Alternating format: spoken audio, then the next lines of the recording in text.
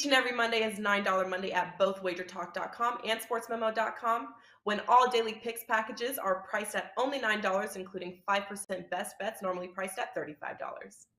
As an added bonus, any picks packages loaded early for overnight Tuesday or action during the week will also be priced at $9 until midnight on Monday. So make sure to take advantage of getting these $25 and $35 picks for only $9 before the clock strikes 12 and they return to regular price.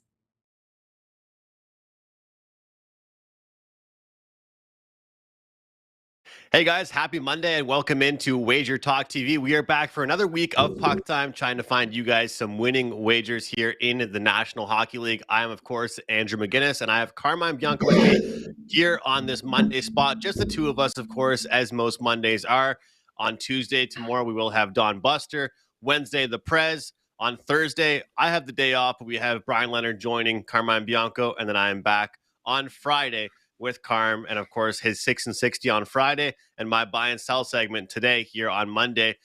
Last week, just to recap the buy and sell, I mean, we had a good luck with the Rangers. They ended up having a winning week, but the Winnipeg Jets are my sell team, and they continue to be a team that I struggle to figure out because they continue to cash some nice plus money tickets and kind of win in spots I don't really expect them to win in. But today we have 4 games. We're breaking down the Islanders, Senators, Kings, Flames, Hurricanes, Blackhawks, and the Blues and Avalanche. 4 great games to break down.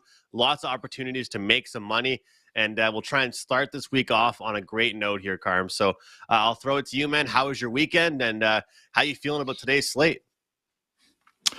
Hello. I was going to say hello, Prez, because I heard taking days off again. So I'm like, it's got to be the Prez that's on today's show, but it's Andrew McInnis, the captain of this puck time ship. And it's Andrew. The week in general, I thought was good. And then the weekend game, it's like 4 straight days of winning leading into, I think I had taken Monday off, 4 straight days. And then Saturday arrives, and I'm not on social media on Saturday for anyone who sends me messages. So I replied to them all this morning, some private messages. I try and take Saturday and Sunday off of Twitter and Facebook and the whole bit because you're so consumed with it during the week. And so I wake up Saturday morning and I'm watching one of my plays, and I had like the over in the Napoli soccer game, and the play wins. I'm like, yes, are off to a good start. I then proceeded to Andrew, chalk up L's, more L's than I've ever seen before. It's like L, L, L, L, L, L. It's like the Bill Super Bowls, L, L, L, L.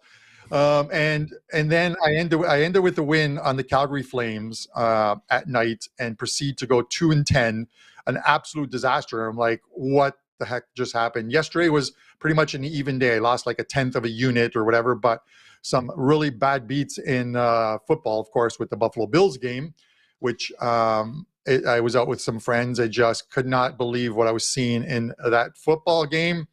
So I'm kind of glad that the weekend is over and Monday is here. Next weekend, for the guys that were trying to send me messages or didn't, if you are in Buffalo or going to that game, I'm going to be tailgating myself, a buddy of mine, Joe Ranieri, flying in from Tampa to watch the game. He's coming in for a couple days. We are staying at the same hotel.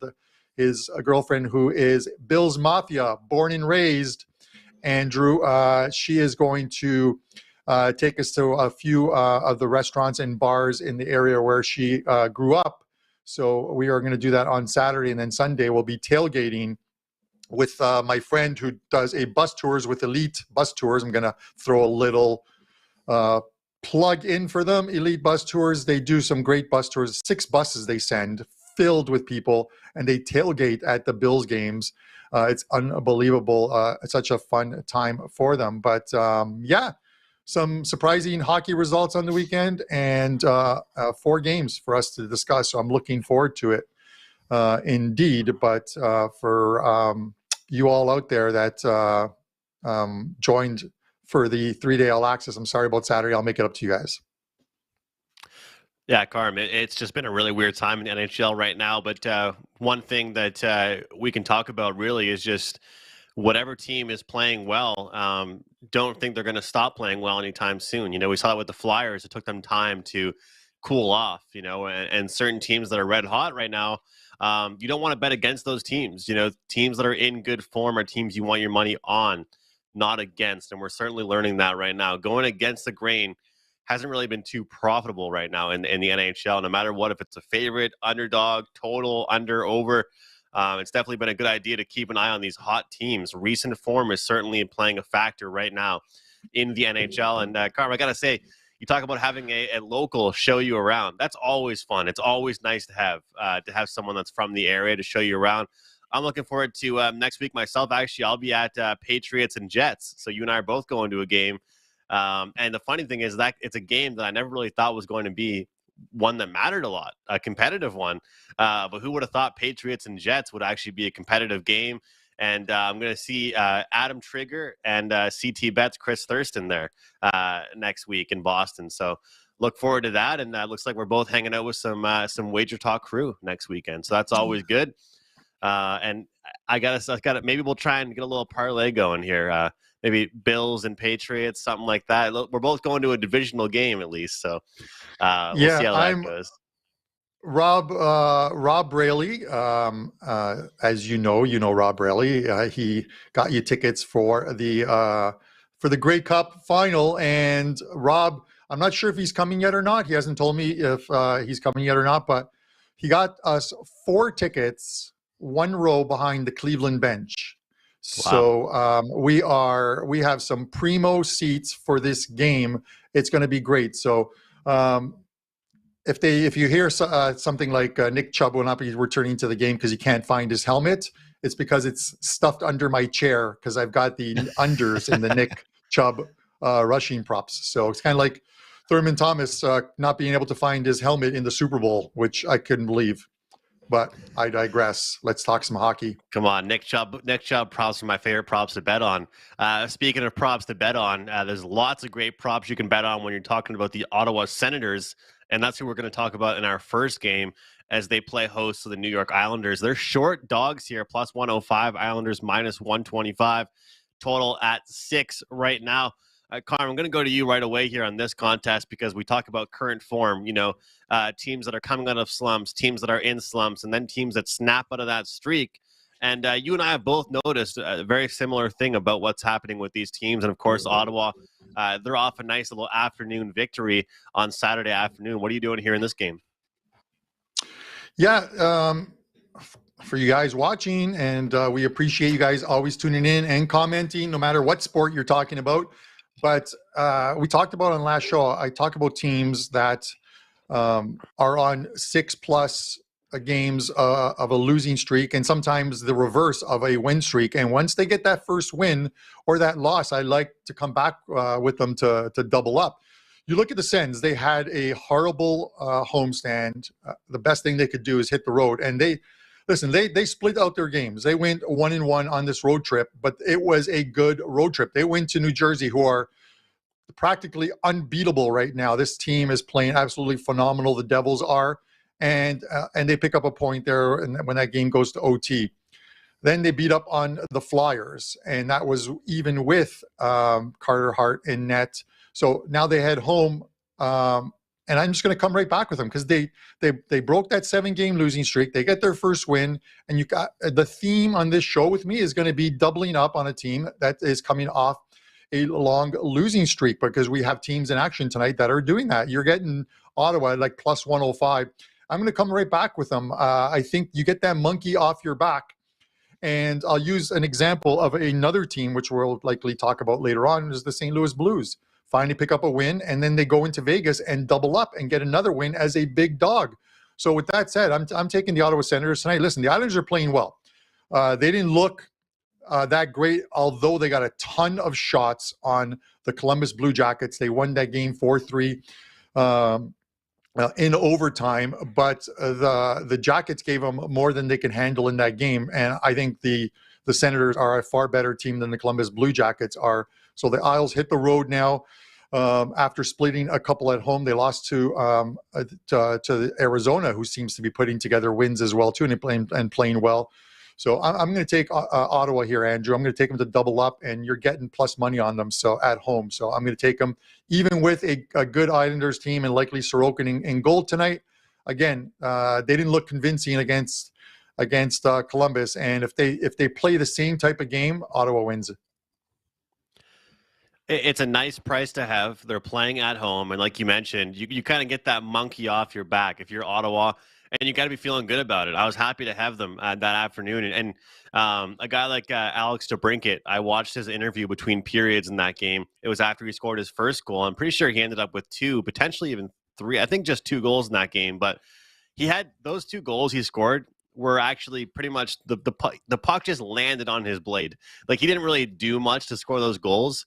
Why am I bringing that up? Because sometimes that's just the way it goes. I mean, the games where you're creating all the chances, sometimes, Carm, are the ones that you just can't finish. And then, of course, right place, right time, he gets 2 rebound goals. Sometimes that's just the way it goes for a team. They're dominating, getting lots of shots, getting lots of chances, and they cannot capitalize. And you just need to break through that wall. And the Ottawa Senators certainly found that. They look very confident. But let's talk about Cam Talbot. Cam Talbot comes back. He's healthy now. He was obviously a guy that was, set to be the guy in Ottawa for this year. At least I thought he was. I thought he's played pretty well. I think he's a good goaltender. I think he'll fit right in Ottawa. I think he's good for this team overall. And you talk about Sorokin. I mean, him and Sorokin are both expected to be the starters. Sorokin, 2.17 goals against average. Talbot, 2.35. And the save percentages are both really good as well, 0.93 and 0.92. I like the under here. I mean, the Ottawa Senators can certainly be an over team. There's no doubt about that. But I've actually found that they actually they play to the level of what their opponent is like. If they're going to play the Sabres, they're probably going to go over. If they're going to play a high-scoring team, they're going to go over the total. If they're going to play a low event, good defensive team like the Islanders, I expect an under. And I think it's with reason that we're getting a 6 here. And I know we've seen a lot of 6.5 so far this year, but I think it's within reason that we're seeing the 6. I did want to mention, though, as you know, I watch a lot of hockey, and I know you do as well. This is, I make a lot of my prop bets based on trends, guys that have been hitting their numbers, hitting their shot prop, hitting their goals. Matt Barzal is a guy that needs to step up for the Islanders. He's a guy that needs to shoot the puck more. He's handling the puck too much. He's even said it to the media. You take a look at his last couple games here. I mean, shot attempts, 3, 2, 6, 9. I mean, this is the guy that's getting the puck off, but just not getting it on net. I mean, actually, he's got a couple 9s in there, a couple 6s, but his 2.5 number has lost in 5 of the last 6 games. But I'm going to go contrarian and go over 2.5 shots, minus 130 for Matt Barzal against an Ottawa team that gives up the 25th most shots in the National Hockey League. So that's my player prop here, Carm. And usually I don't go against the grain with these, but just based on what I've seen from Barzal and how many shot attempts he's getting, but he's not really finding the net. If they're going to be a good team this year, if they're going to find some wins, they need him to be the guy. Any thoughts on that? No, I like the play, Andrew. I jotted it down as you were saying it so I could get some money on it. Usually you put a lot of work into these, so I want to get some action down on it. But to your point of going back to Cam Talbot, listen, this guy was a very good goalie with the Minnesota Wild. I get it. They brought in Fleury because they thought he was the guy to lead him to the promised land. It didn't really happen. But Talbot was a very good goalie. He's going to be a good goalie for Ottawa as well, too. You look at him against the New York Islanders. He's got a very good record against the Islanders. Of course, those are games played with Minnesota, but he's 7-2 lifetime against the Islanders with a 2.35 goals against average. So that is a good number in itself. Sorry, 2.53, not 2.35, but still 7-2 record against them. I'm going with the theme of the Sens off a win, finally breaking that 7-game snide and doubling up tonight. It's always tough against a team like that with a very good goalie like Sorokin in goal.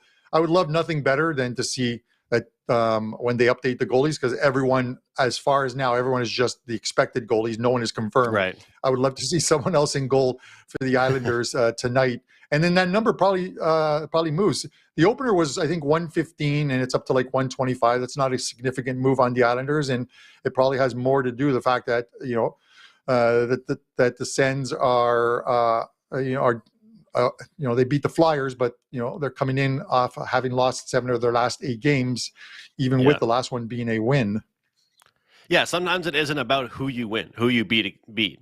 It's just about winning.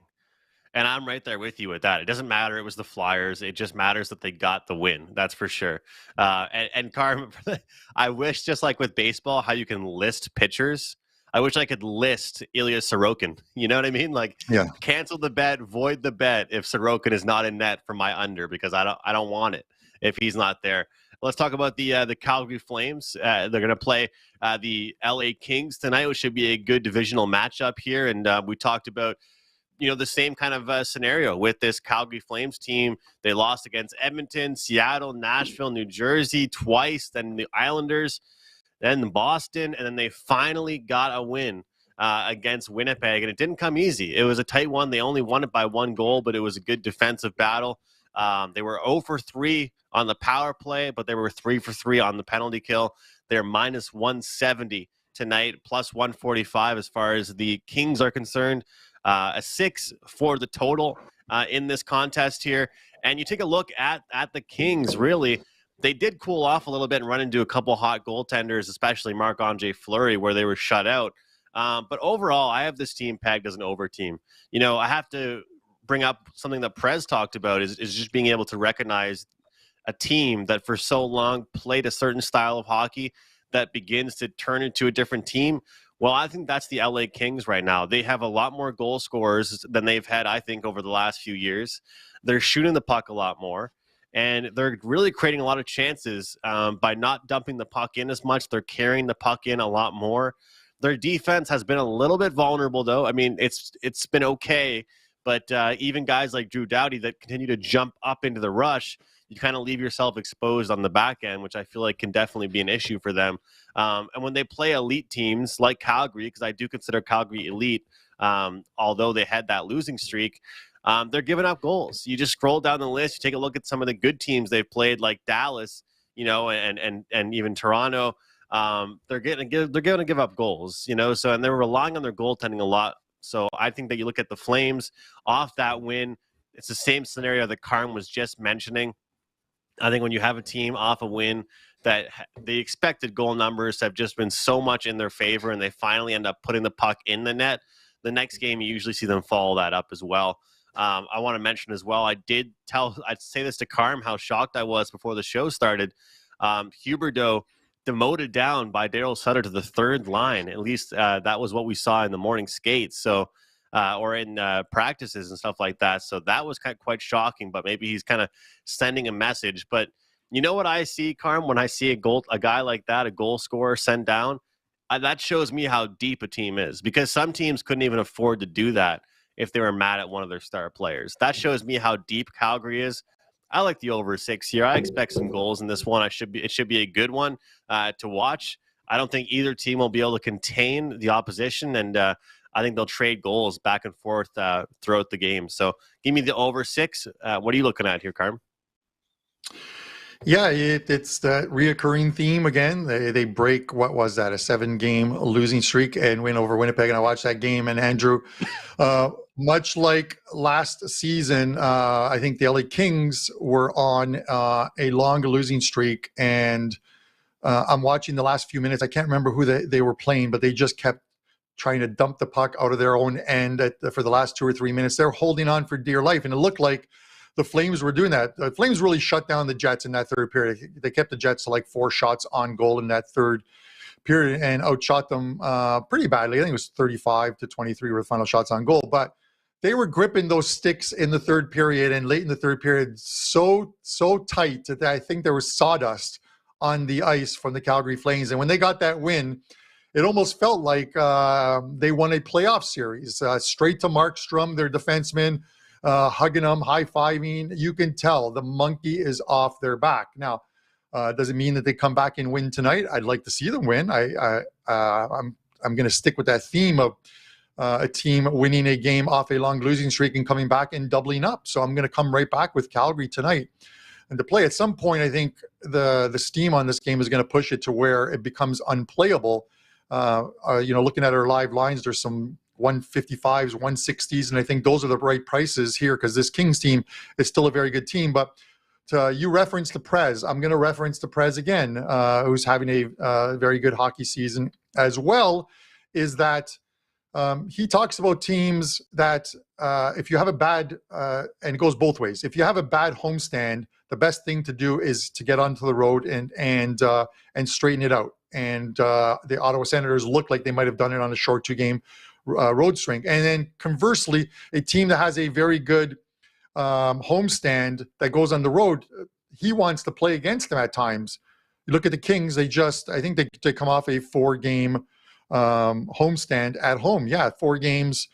They win 4-0 in that homestand, and now they go to Calgary, and they're going to play a Calgary team that, Andrew, I think the monkey's off their back, which bodes well for the over, because I think now you got that off there, and I think guys are likely a little looser on the ice. I'm not a sports psychologist, but in just watching over the years, and it's one thing that I keep an eye on, teams off of losing streaks getting their first win, and the other way around, teams on winning streaks and long ones, 6, 7, 8 games that lose a game, they come back and they lose another game. It's a different mood in that dressing room, I think, at times. So with that said, it's the Flames. It sounds bad that I had to go through this whole spiel to give you a -160 or -170, but I'm letting you know what is going on in this brain of mine on a Monday morning.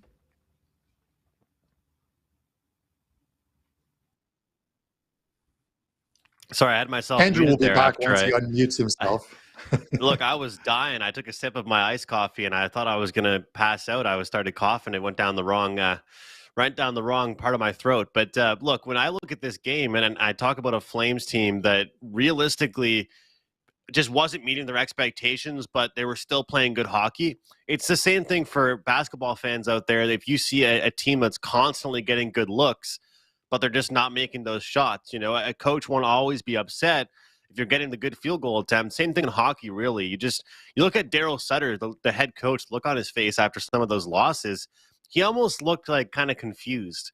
Like me and you always talk about how he gives us really funny sound bites and quotes to the media, but he didn't look really too pissed off, for lack of better words. He just looked kind of like, well, we're playing good hockey, and finally they start winning.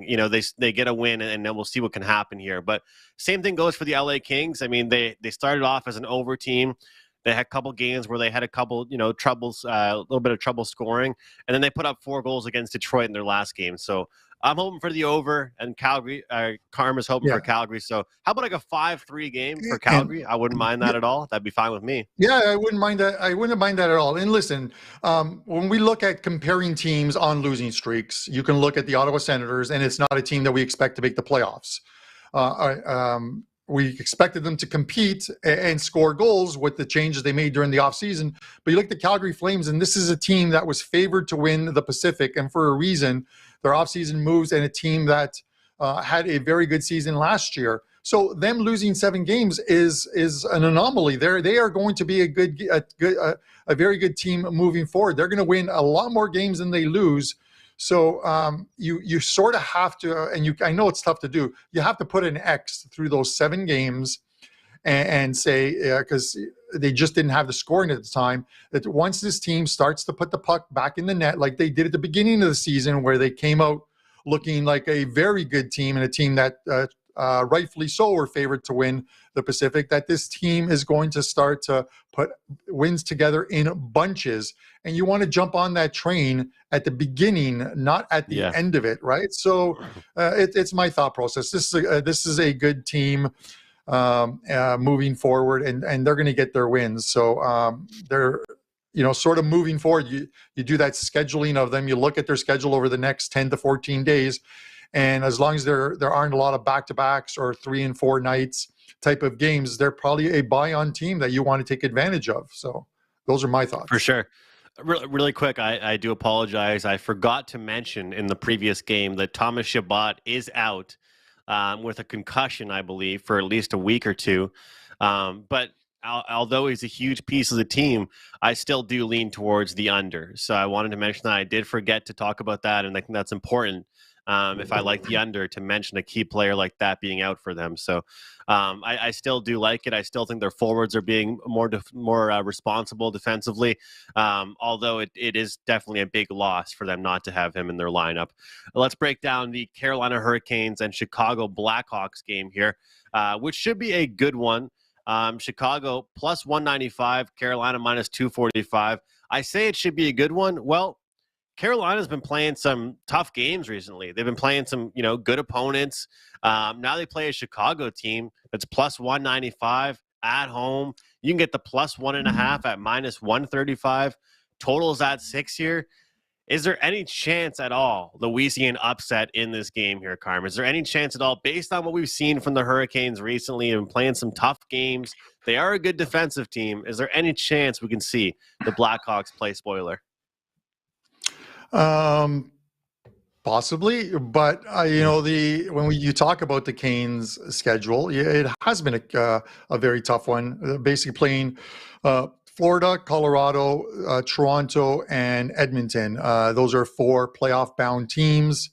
The Chicago Blackhawks are not a playoff-bound team. The thing with the Blackhawks is that they're competing in games, but at the end of the day, they're turning into losses. You look at the course of their last 8 games, and they are 2-6, but they sent 3 of those 6 losses occurred in OT. OT games. So it's all on Carolina here. If Carolina comes in and takes this team lightly, then yes, they could very well get upset here. I don't think that's going to happen. I think Carolina is going to come in there. And the thing is I don't think we're going to see any of the starters for these 2 teams as far as the goalies go. I think it's going to be Ranta in goal for Carolina, I believe. And we're going to see Mrazek, the much maligned Mrazek, in goal for Chicago. So I'm just not a fan of Mrazek. I'm not. He had a couple good seasons, but he was. It's one of those ones where he was a product of the team in front of them who had good defenses, so he played well. He got lit up in Toronto quite a bit and then got injured. He played, I think, in Detroit. I think and now he's here at Chicago. I'm not a fan of Mrazek. So with that said, I think at the end of the day, the losses are going to start to pile up for this Chicago team. They're competing right now, and they did get a win against the Anaheim Ducks. But then again, that's just an Anaheim Ducks team that are kind of mailing in points to any team that puts forth an effort against them. They allow, like I said, I think the most goals, the most most scoring chances, most shots. So, with that said, I'm taking Carolina. They're the better team here. If they come in and play to their ability, they get the win here, and probably an easy one.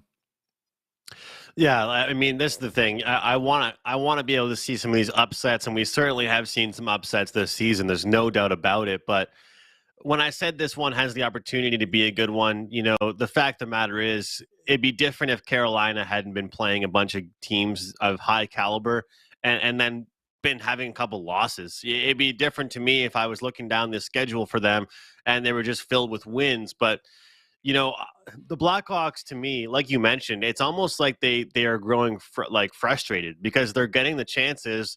They're getting opportunities to score, but really the only teams they're able to compete against are teams that just aren't putting up numbers. I mean, after you get to 2 or 3 goals, that's about it for them. They can't get any higher than that. They don't have enough production. They don't have enough depth throughout their roster.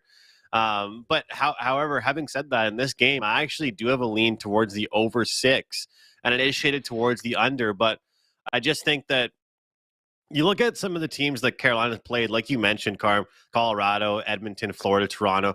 I mean, Toronto, as much as it's crazy to say, is definitely an under team this year. And even some of these Florida teams have been a little bit better defensively and, not scoring as much, both Tampa and Florida, really. So Florida, I mean, they shut out Carolina, which was shocking to see. This Chicago team is not going to do that, right? They're not going to contain them defensively like they have been. And Carolina's offense still is getting a lot of shots, getting a lot of chances. They're just not scoring either. I think that we'll see Chicago show up. To me, I think the best play in this one is the over 6. I don't expect much defense here. I expect lots of frustration and anger from Carolina looking to take it out on a bad team like Chicago. But I think Chicago is up to play spoiler a little bit, and they'll catch Carolina off guard. So it's kind of nice to go against the grain here, Carm, and look towards the over 6. I mean, it's awesome because you see Carolina, they've gotten their ass kicked sort of against really good teams, and now at the very end of that trail, the Blackhawks are just waiting for them. No, and I know, and it. So I get where you're coming from. I'm going to throw like one last thing at you. It kind of supports, maybe it kind of helps if you're looking at the Hawks as a live dog. It doesn't help if you're looking at the over in the game and you're looking at the under. Is I get Mrazek used to be the goalie. Was one of the goalie tandem over for Carolina. His goals against average against teams that he's faced 5 or more times. When you look at the games against the Canes, he has his 3rd best goals against average and record is against the Carolina Hurricanes. He's 7-2 with a 2.10 goals against average against the Carolina Hurricanes. So, which Mrazek will we see tonight, Andrew? Hopefully one that gives up plenty of goals. How about that, Carm? I want to see goals in this game. I want to see a good one. So let's wrap up the show, at least the games part of the show for today with St. Louis and Colorado. We've talked about St. Louis a lot this year, and I'll tell you what, they've cost me some money this season. That's just a fact. They have underachieved. They've got so much talent out there, but their key players just hadn't showed up to start off the year, and it's definitely cost them. Now they find themselves in a scheduling spot here against Colorado, and the next few games don't really get much easier either. They're plus 165. Colorado's minus 195. And Colorado, a team that, let's be honest here, even when it's been a spot that might not have been the best bet on spot for them, might not have been the best scheduling, might not have been the best rested spot or travel spot for them, they're still getting it done, and they're still scoring goals. That's the biggest thing with Colorado. I mean, in order to beat this club, you have to score 4 or 5 goals here, Carm. That's what's difficult about them. But St. Louis, they fall in that category that you've been talking about, getting the monkey off your back, getting that win finally. But here, a little bit of a tougher task against the defending champs. What are your thoughts here in this one? Yeah, Andrew, it's the theme again. We all remember what happened in the playoffs last year between these two teams. Obviously, Binnington having a great playoffs and end to the season, and then he gets injured, and they sort of just fell apart. I think Husso was in goal. They just didn't do well after that Colorado eliminates them. Listen, they played a very good game. I'm talking about the Blues here in Vegas against the Knights.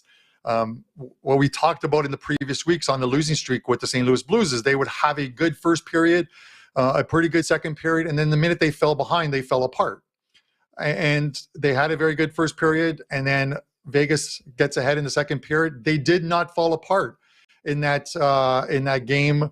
They get a couple second period goals late, and they carry that 3-2 lead into the third period and hold on. Nothing else happened in that third period. They shut down the Vegas Golden Knights to make it to double up a second win off of that long losing streak. Andrew, it would not surprise me at all for the St. Louis Blues to get the win tonight. It is so tough going against the Colorado Avalanche. People always say, don't overthink it. Just take Colorado. They're at home. They're fantastic. And they are playing that way. But sometimes if you're looking for a reason to take a live dog, this is the reason. And even the market on this game has been Blues money coming in. Colorado opened at minus 235, and this price is now down to Colorado 195. Now, does that mean that all the value was on St. Louis getting that plus 200 or so and driving it down? Is the value gone in St. Louis? If you liked it at that big plus money, then you've got to like it still at plus 165 or 170, whatever they are right now. Would it surprise me if the Blues win tonight? Absolutely not. I may actually sprinkle some money on the Blues money line as well tonight because, again, a good team, the team that we expect to make the playoffs in the West, that went through a brutal stretch of games where they lost, and they got the monkey off their back against the San Jose Sharks. And everyone thinks Okay, well, they got their win. They're going to go into Vegas. They're going to lose the game, and they didn't. They played a very good game, and now they go to Colorado. And it would not surprise me at all if the St. Louis Blues get the money tonight. So I'm going to lean to the St. Louis Blues at this big plus money price. Going against the defending champs, 4 straight wins for them, but a Blues team that is going to kick it in gear and play a lot better than they have been. And all it takes is a win. All it takes is a game where you put up some goals and you have a good performance, and that can kind of turn you into a different team. So we'll see what happens in that one. Carm looking towards the Blues here. I'm going to take the Blues as well, actually, but I'm going to just stick with the first period. How about that? I think that if they don't win the first period, they're in tough. So I'll stick with the first period theme here. Look for them to come off to a really, really good start. The Avalanche come in feeling really good, maybe get caught off guard defensively a little bit. And the St. Louis Blues, their power play is starting to come together. They're starting to create more chances. They're starting to get some good rebounds landing on sticks. They're starting to move the puck around a lot better, and I feel like that'll benefit them a lot. So Jordan Kyrou, he's someone that you still should be looking at if you're betting shots on goal props. I think it's like 9 of his last 12 or 13 games he's gone over. His shot attempts are big, and let's be honest, if you're playing the Avalanche, you better get chances. You better get shots on net, and it's going to come from your top guys. So I just wanted to mention that there with Jordan Kyrou. When you look at these shots on goal props, Carm, I know you've been betting them a lot more than I think last year than you were. Is there anything that you've noticed that it's kind of just certain teams or, players? Because, Andy Lang, I'd say he probably does the most props at Wager Talk. And one thing he always says to me on our prop show is that, he doesn't really try and, focus on every single player or every single team. It's very hard to do that. You almost just focus on, 20, 25 players, and you're watching them and you're monitoring them. Like for me, I have a couple teams I look for. But a lot of times what I do is instead of betting on certain players, I bet against certain teams, like teams that are bottom 5 in shots on goal given up. Then I look towards that and see, okay, who are they playing against? How do you approach your shots on goal? And then I'll jump into my buy and sell segment. Yeah, and I'm gonna toss it to you there in a second. But I'm looking at again sort of the same thing. I'm looking at teams that allow a lot of shots on goal. Anaheim Ducks are one of them. Because if these teams consistent or continually allow, 40 plus shots on goal, those player props are going to hit for the other team. You just got to find the ones where you're not paying a ton of VIG, because paying too much VIG on a shot prop, I think long term, your hit rate and percentage has to be so much higher. But you can find the spots throughout, and then obviously look at those players. Look at the D-men who are going to be on power plays. Look at the D-men on teams that are offensive teams that are going to get into the rush as well too, and get a lot of that. So I'm looking at that, but it's usually a fade towards other teams when I'm looking to either buy or sell. Which, speaking of which, it's time for the buy and sell segment with Andrew McInnis.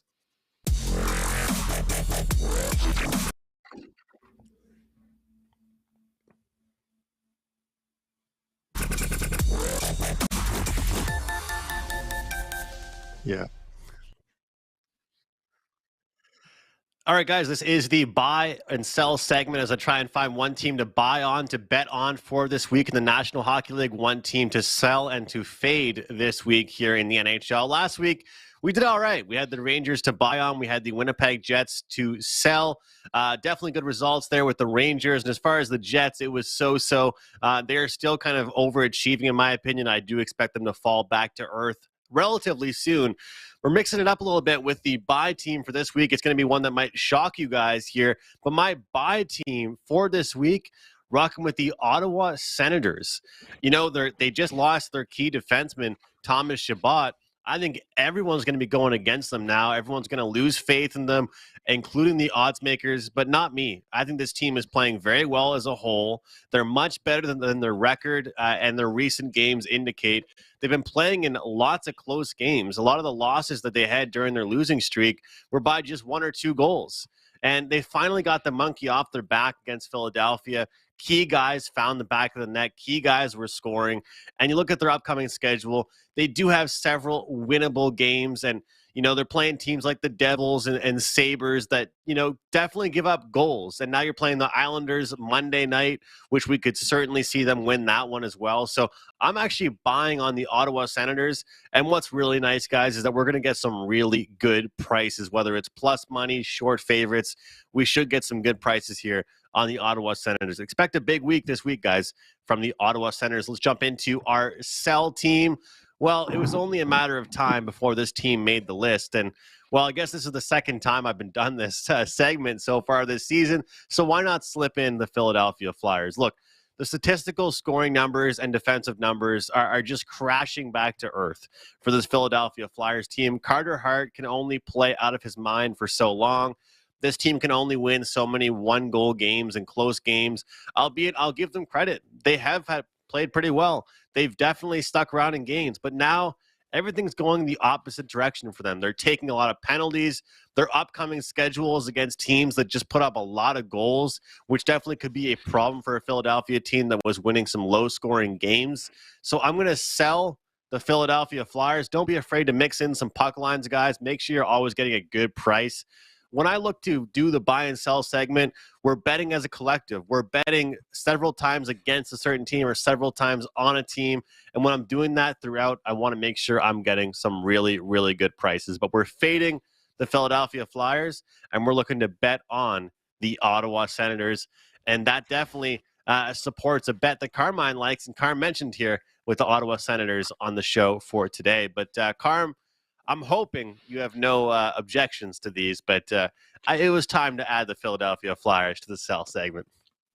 Yeah. No, I like the Ottawa one, and I definitely like the Philadelphia one. Listen, Tortorella has done a very good job with this team. They were playing well defensively in front of Carter Hart. The game against Ottawa, they did not look good in that. And it's kind of one of those things where it's kind of like that new sweater you buy, and there's like a thread, and you wear it 2-3 days. You don't want to pull that thread, but then you pull that thread, and all of a sudden it just starts to fall apart. That's the Philadelphia Flyers. The thread has been pulled, Andrew, and that shirt is about to fall apart. So with that said, I like both of those games, or both of those teams, and the buy and sell segment. So I wish you the best of luck with those. I'll go to you, Carm, to start us out with best bets. Of course, it is $9 Monday at Wager Talk. Everything up for grabs. All the packages for sale right now are listed for just $9. Most of these plays are normally $25, $15, or $35 even. Today, every play just $9. What's going on for you today? Yeah, a couple plays in NHL for tonight. Before I get to the best bet segment, I want to talk about a package that is up at Wager Talk, because in 6 days' time, the World Cup is upon us, people. This is one of the greatest tournaments that happens every 4 years. If you haven't watched it on Wager Talk TV, I did a video with Kelly Stewart talking about the group stages. I've gone through everything, ran just hundreds and hundreds of simulations to come up with how the group stages are going to finish, and then my opinions on what happens after that. You can get the early bird package. This is going to expire soon, in a day or two. You can get it for $149 before it goes back to $199. I already have a bunch of group stage plays up, a bunch of futures up, and if you followed my future plays on these tournaments, we've done extremely well. Going back to 2018 with France and Croatia meeting in the final, 7-1, 40-1, Italy 12-1, winning the Euros. Chelsea 20-1 Champions League, Real Madrid 18-1 winning Champions League. So we keep hitting on these, and hopefully we'll hit some more big ones. So if you head over to my page, it's up there as a special. You can get it. As far as tonight's best bet, Andrew, I'm going to the Ottawa Senators. I believe getting that, as Cheshire Cat says, enough with this monkey off your back. They got the monkey off the back. Let's see if they can win tonight. And that line is only going to drop from plus 105 lower if we see that Sorokin is not the starting goalie in goal tonight for the Islanders. But with that said, no matter who's in goal tonight, I do like the Ottawa Senators tonight, and I'm taking them at plus money as the show best bet. Let's see if we can kick off the week with a winner. Great stuff there. And guys, do yourself a favor and check out that package Carm has going up. We always talk about buying individual plays versus buying a long-term package. the World Cup package is what you want. And also, you're going to get plays the second that Carm releases them. And especially in a tournament like the World Cup, you will see the odds change. You want to get those futures. You want to get everything. And I'm just hoping that Carm gives me these text messages the night before and hooks me up with the plays, Carm. So I hope you definitely do that. Ottawa Senators, best bet there for Carmine. For me, guys, up at Wager Talk, look, my best bet is going to be so far one of the only bets I have in the NHL unless I add anything else. I'll get to that in a second. But I do have NBA going on at Wager Talk. I'm on a 4-1 NBA props run. I also have a side play I really like in the NBA, and I'm a lot more low volume in the NBA and a lot smaller unit sizing, especially with my NBA props, but been diving into that market quite a bit. It's definitely one you can make a lot of money if you manage your bankroll and do your research the right way. But I'm going to look at the over 6 here in the Kings and Calgary Flames game. I think we're going to see both teams score. I feel like we're going to see a very back and forth high event hockey game. And both teams are off games where they put up some goals and they should be proud of their effort. And the chances they created, I expect them both to carry that into this game tonight. So I have the Calgary Flames and the LA Kings over 6 goals. Carmine with Ottawa at plus 105. Thanks a lot for watching, guys. On behalf of Carmine, I'm Andrew, and we'll see you tomorrow. Each and every Monday is $9 Monday at both wagertalk.com and sportsmemo.com, when all daily picks packages are priced at only $9, including 5% best bets, normally priced at $35. As an added bonus, any picks packages loaded early for Overnight Tuesday or action during the week will also be priced at $9 until midnight on Monday. So make sure to take advantage of getting these $25 and $35 picks for only $9 before the clock strikes 12 and they return to regular price.